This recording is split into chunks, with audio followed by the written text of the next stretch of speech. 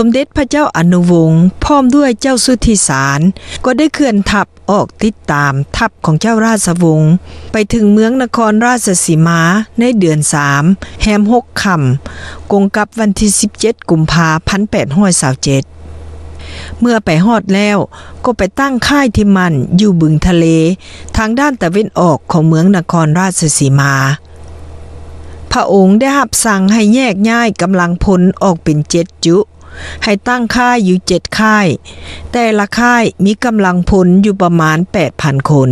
อัดนั้นพระองค์จึงได้รับสั่งให้พญาพรหมยกบาทเมืองนครราชสีมา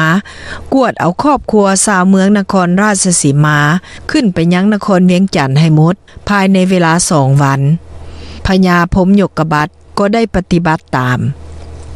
เมื่อเจ้าอุปราชตีสะได้ยกทัพลงไปถึงเมืองสุวรรณภูมิแล้วก็ได้เข้าไปหาพระสุริยะภักดีป้อม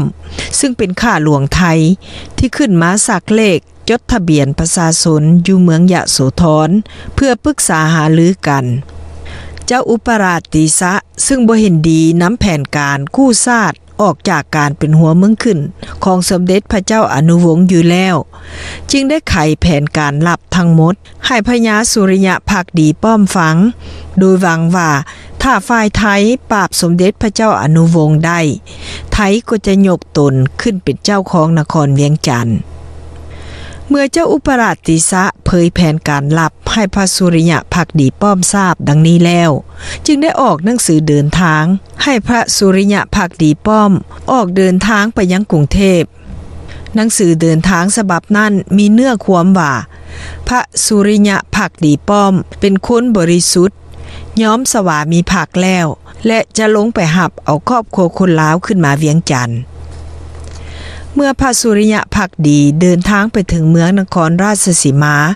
ก็ได้เข้าเฝ้าสมเด็จพระเจ้าอนุให้ทรงทอดพระเนตรพระเจ้าอนุก็หลงเชื่อ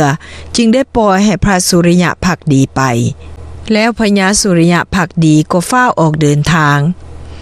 พอไปถึงดงพญาไฟก็ไปพบกับกองทัพของเจ้าราชวงศ์กำลังกวดครอบครัวคนลาวจากเมืองสระบุรีขึ้นมา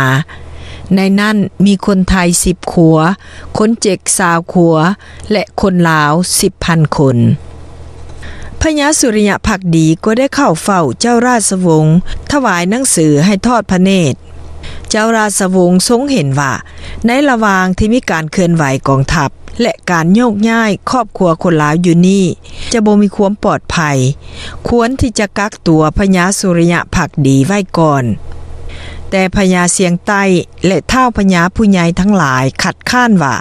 พระราชบิดาปล่อยให้มาแล้วเขาจะจับไว้นั่นเห็นว่าจะเป็นการล่วงเกินพระราชอำนาจ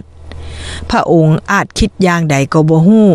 เฮาควรปล่อยพญาสุริยะภักดีไปจะดีกว่า